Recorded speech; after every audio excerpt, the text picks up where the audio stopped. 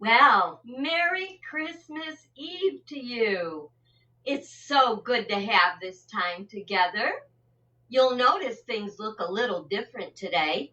I'm using my portal. That's why I had some technical difficulties. I don't know if you've ever seen how a portal works before, but I'd like to show you because it's one of the best things to be able to share visits with your family. So you'll see that if I move, the portal follows me. So I can show you my pretty Christmas tree, and I can walk over here and show you the stockings that are waiting to be opened in the morning. I could even take you all the way over to the kitchen if I wanted to.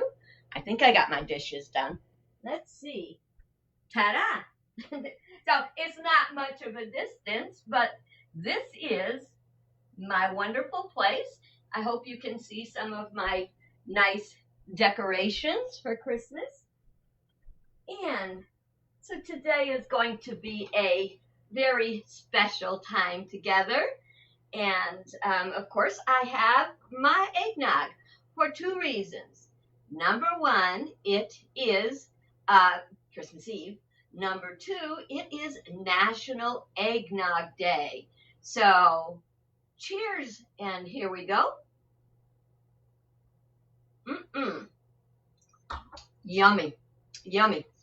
And I've got some little chocolates, so I'm going to be well set. And I'm so excited we can spend this time together. Just so you know, I can see you're there, but I can't see what you're saying because that is still too far away from me. But let's begin our Christmas Eve adventure together. And I would like to start by lighting the Advent wreath. So let's do that.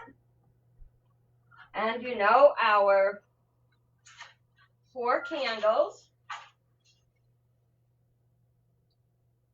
represent faith, peace. Come on, light. Oh, it's not lighting. Peace, love. I'm gonna switch candles so I don't burn my fingers off. And we get a new candle. And there we go. Joy. So these are the 4 candles, and I don't know if we're going to be getting together tomorrow, so I'm going to light the 5th candle, which represents the Christmas candle. So our candles represent the 4 white ones, Christ in spirit, always present, and then the Christmas candle that is Christ incarnate. That's how I use my Advent wreath. And you see, I got my nice little nativity around here that my niece made for me, so that's real special. And you know what? I've got an unlit candle there. I think I'll light it, after all. Can't have enough candles on Christmas, right? There we go. Lovely, lovely holiday spirit. Let me put my matches away.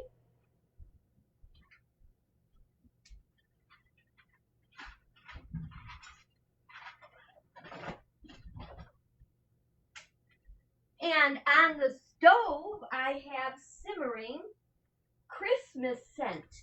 Now, to make the Christmas scent, I took half a lemon and half an orange and 4 cinnamon sticks and a 1/4 cup of whole cloves and kind of cut up the lemon somewhat and put it in there. And then I put in 4 cups of water. Bring it to a boil and then turn it down and just let it simmer. Oh, and it calls for bay leaves, but I didn't have any. So what do? We make it work just like it is.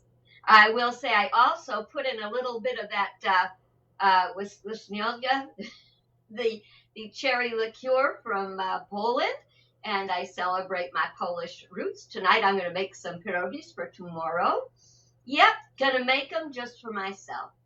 You know, a lot of people won't won't cook fancy for themselves because, well, it's just me. Oh, heck with that.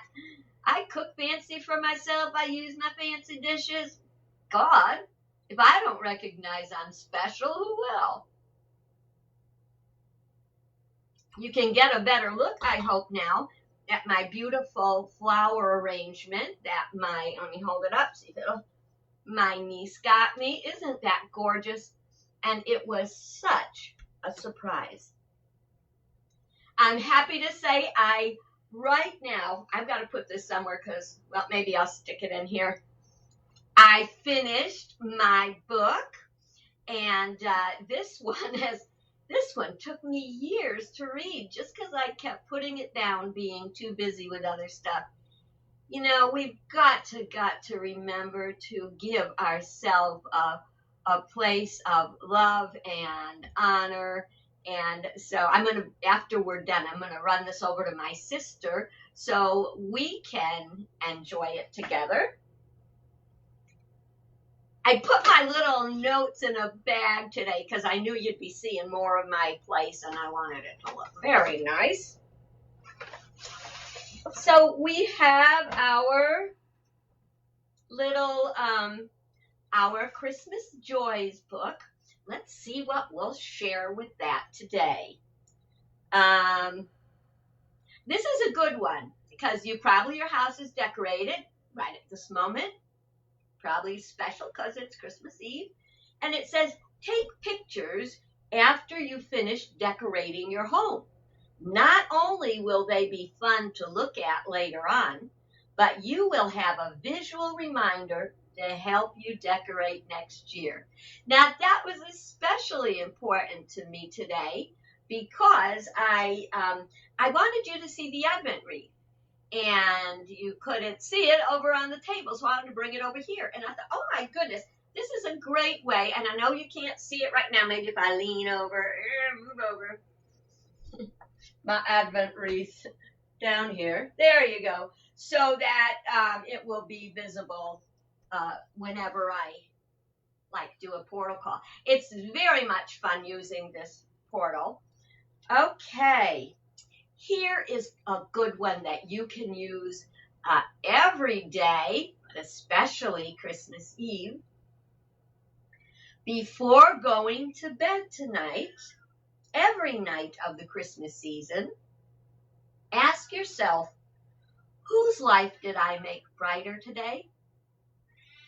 There's so many things that can make another person's life brighter. Sometimes it's just smiling. Sometimes it's saying something like, oh, I really like your suit or those earrings or whatever, something to compliment someone, to let them know how valuable they are, because it's really strange. Humans are really odd beings because I don't think we realize how good and wonderful that we each are and that we're each gifted. And we always think, if I had this or if I had that, then it would be a good Christmas. But I don't have this or I don't have that, So give yourself some credit and know that I love you. Okay. Now, this one I marked in red because I don't necessarily agree with it. It says, don't give anyone a fruitcake. Remember the recipe I was telling you about the other day? That's a very special fruitcake, and it's delicious. Don't give a child underwear. I remember the years I gave my kids underoos, but I think they liked them. And don't give your spouse a bathroom scale. That is a pretty good one to remember. All right, so let's put that aside for now. Oh, I tell you, every time I breathe in, I can breathe that wonderful Christmas scent, along with the fact that there is something in this arrangement that has a very unique, kind of a pungent fragrance. I can't even describe it, and there's pine in there and spruce and stuff, but I can't tell you what it is, but something has a very nice, pungent fragrance. So that helps make things smell very Christmassy. It also has these little spikes, the little presents and little berries and stuff. Don't you know those are going to be an ornament on my Christmas tree next year? And I will put a little piece of tape or something on it that I can hide, and it will remind me that this was the year that Yvonne gave me a special arrangement. It's wonderful. Oh, and it brings those memories back. Okay, what else do we have in here? Oh, okay, this is the recipe for the scent. I'm just going to go over it again. And it is 1/4 cup whole cloves, 1/2 orange, 1/2 lemon, 4 cinnamon sticks, some bay leaves, and a cup of water. And if you don't have everything, find something else and make it work. I wondered what it would smell like if it had pumpkin pie spice in it. And what if instead of water, you used water and apple juice or cranberry juice? What if I threw a bunch of cranberries in there and let them pop? I love making fresh cranberry juice, cranberry sauce. Okay. So, we're sitting here, it's Christmas Eve. Do you remember when you were a kid and you would, think about, you'd look under the tree now? There would probably be presents under the tree that came from friends or family members, and you'd be thinking, I can't wait to open them up. And then imagine what it would be like in the morning after Santa had been there.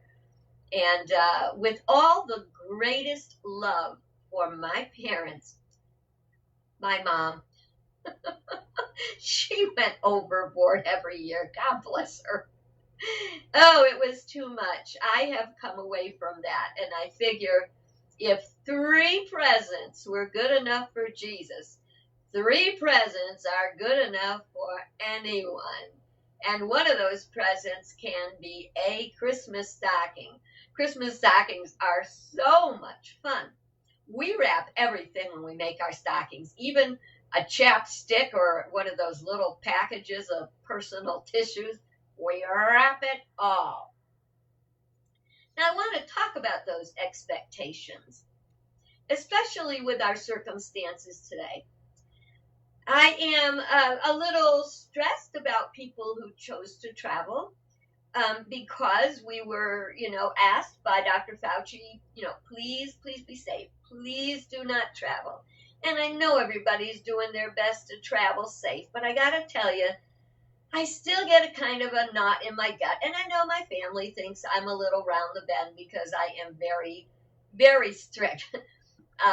Laura, one of my friends, stopped by today to drop off, mask distance, to drop off a little something for me. And, we talked about how, I am very into this self-isolating. She said, Alicia, if you get it, we're all doomed. Well, who knows? But let's get back to the expectations. I am all by myself. Well, me and my cat. I can't knock that because she is an excellent companion. And then I'm setting up calls to talk to my children on video chats, over the holiday. And some of them will be able to do it and some won't. And I've been trying for a long time. One of them still hasn't gotten back to me at all. And I don't know if we'll be visiting. And there's that part of me that goes, what's up with that? I'm your mother, for God's sake. Find 5 minutes for me. But not everybody thinks the same way. Not everybody has the same life experience. We have to make sure that our holiday expectations are flexible and that they're unconditional. If we get to talk to our kids, we get to talk to our kids. If we don't get to talk to our kids, we don't get to talk to our kids. Most of us have friends and other family members we can call, wish a Merry Christmas, be wished back a Merry Christmas. So don't make it like it's just not going to be right, or because you can't talk to me on the holiday, you can't find 5 minutes to talk to me, I'm mad at you, or you just wait, wait till you need me. All stuff that we do. But none of it is necessary. All it does is cast a shadow on your relationship. That even works with memories. One of the things I've discovered as my kids have gotten older, we do not remember things the same way.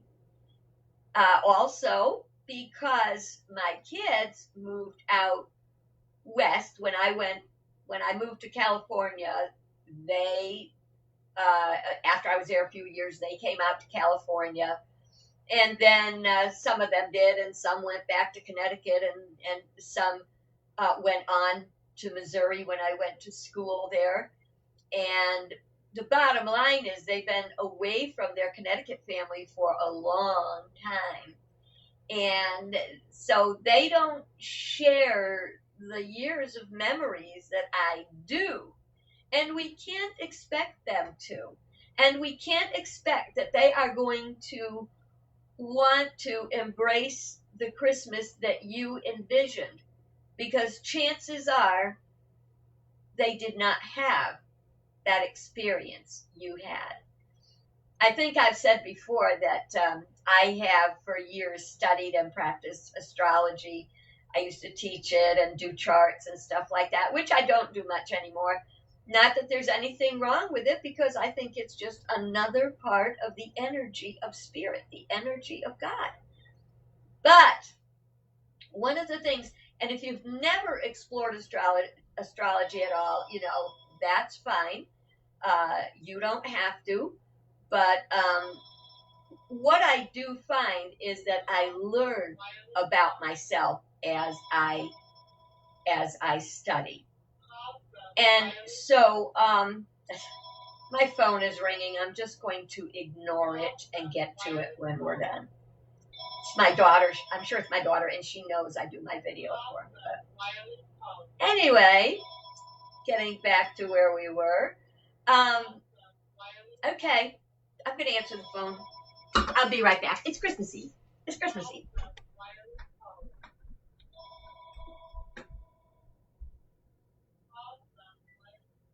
Doing my video.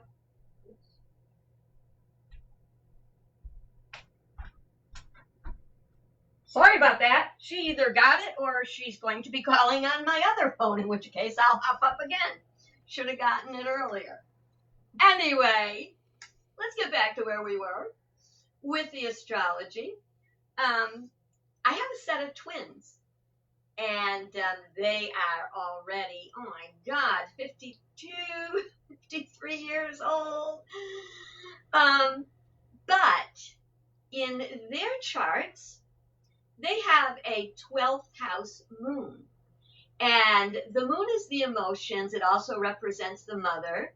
And the 12th house represents things that are behind closed doors.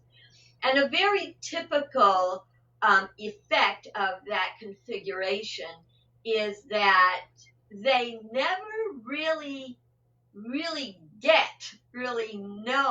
their mother. It doesn't surprise me. I'm surprised any of my kids get me. I'm kind of like, but they see things differently. They're not like me in many ways, but they love me, and I love them. And what a disservice it would be to them if I demanded that they see things or experience things the way I do. We can't put that burden on our children. They're doing the best they can. We're doing the best we can. And that they love us and want to talk to us is wonderful. So as you're thinking about your Christmas, don't make expectations. Accept those you love just as they are. Some people have triggers around the holidays based on things that happened in the past. Sometimes there is a parent that they had a really hard time with. And if we try to make our adult children reach out to or connect to a parent they had a very bad relationship with, that is not our business to expect them to do that. When they are inspired by God, that then will be theirs to do, okay? So may we have great expectations for the new year, but may we have flexible expectations about the people we love, about the way they see things, about the way their life is. Too many people deny themselves the love they desire from their family members and in some cases their friends because they have an expectation that person cannot and should not be expected to fulfill. Is that okay? Does that work for you? I hope that that one tip might make it possible for you to have a particularly meaningful holiday. Let's see what else is in the little bag. Okay, we already did that. Now if you're having a video chat, sometimes there's this awkward period between when you start a visit on a video call. Maybe you haven't seen each other in a long time. Maybe, there's been so much time elapsed sometimes that you don't know where to begin. Now, you know what I forgot? Nutmeg. So anyway, if you go to visit a person, this happens with my kids all the time. We haven't seen each other in a long time. There's always that awkward, where do we start? There's all this massive stuff that we've been doing, but we need to just relax into our visit first. So one of the things that works well with that is watching a movie on TV. And so, but can't do that. Well, you can if you're on Zoom, but it's not real easy and it's kind of a waste of bandwidth. But what you can do is play a game. Now, I happen to have this, I don't know, I saw it online somewhere. Somewhere it's got a cover. I just don't know where it is. But this is, it's called Grandparent Talk. And it's basically simple questions about people and their lives that you can discuss in your little video thing that will kind of get you over that little awkward point before the conversation starts to flow freely. Sometimes people avoid doing the video chats because they feel awkward, especially introverts. I knew the other phone was going to ring. Excuse me. I'm so sorry, but I have to wish my girl a Merry Christmas. In the middle of my video. Okay? I can't hear you. I have to call you back. Love you. Bye.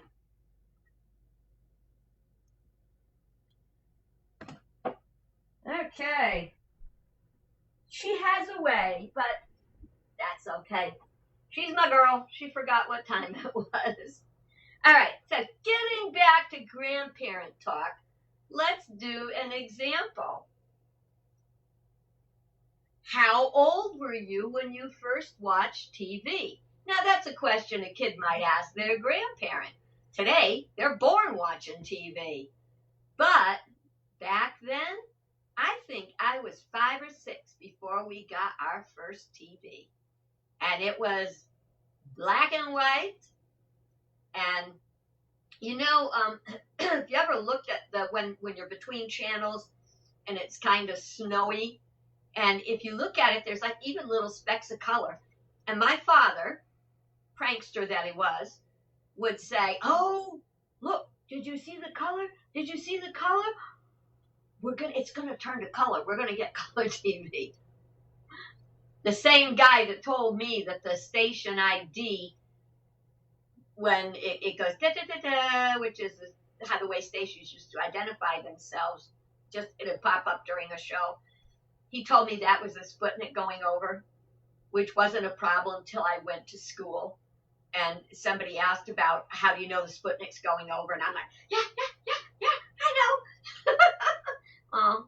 The whole class got a good laugh over it. And I had a little chat with my father. All right, let's see what another example would be. Now this is a great question for kids to ask their grandparents. And it's even a good question for grandparents or parents to ask their kids. Describe some things that you have been able to do as a result of saving your money. So we can tell our kids and our grandkids about what happened because we could save our money. And maybe we can get from them a story that would indicate, have they gotten that? Have they known how to save their money and what you can do with it? I'm sure you remember the story that I told that was decades ago this very night when my parents received their console record player that I had bought. Oh, and it had a radio in it, I think. Yep. That I had bought on layaway at the appliance store. So, and that's a really special story I like to tell because my dad was so afraid that I had charged it. And I hadn't. I'd taken his word and done the right thing and put it on layaway, so it was paid for. I can say, Dad, it's paid for. Dad, it's paid for. Yeah. Well, let's see. How is our time? I am over time. But then again, we started late, didn't we? I hope you spend some time looking over your remembrances of the past, maybe in an album, maybe on a video chat tonight or another night. Again, from this distance, I can't see any questions and answers from here. And I've never used Portal to do Facebook Live before, so I don't know if they will save and put it on my page. So it could be that it's just us folks that got to enjoy this today. Don't know if I'll be able to save it and put it on YouTube, but in any event, it was precious for me. And it helped to make my Christmas special. And I hope it will help to make your Christmas special. Tomorrow, not sure. I've got different chats going on during the day with different family members. And in any event, have a blessed and wonderful Christmas holiday. For sure, I'll be talking to you Monday, maybe before that. Definitely not until Monday for the Rise of False Gods. But who knows, over the weekend, I'll probably be ready by Saturday to do another video and cover that bridge between Christmas and New Year's. And please, my dear friends, don't let this situation, the COVID virus, the political situation, do not let that steal your joy. Think of the night over 2,000 years ago It doesn't matter if it was December 25th. That is the day we chose to celebrate it. And think, one of the reasons I was taught that the 25th of December is used to celebrate Christmas is that was the day, that was actually the Emperor Constantine's birthday.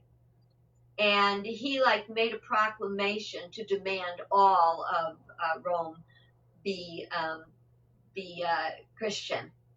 And so they honored his birthday by making it Jesus' birthday. Myth, legend, truth, it's what I learned in seminary. But the basic point is, it's not when this Christ expressed on earth. It is that it expresses on earth and in and through us. In Unity we say the second coming of Christ is our awareness that we have Christ within. Doesn't matter what religion you are, it's a spark of divinity. Have a blessed and happy Christmas. If you haven't made a comment yet, please comment Merry Christmas to me so maybe I'll know you were here. I don't know what's going to happen when I end the video, whether it will put it on my Facebook or not. So in the meantime, I love you. I bless you. I appreciate you. And I behold the Christ in you. Have a good day and a better tomorrow. And a better 2021. Bye-bye.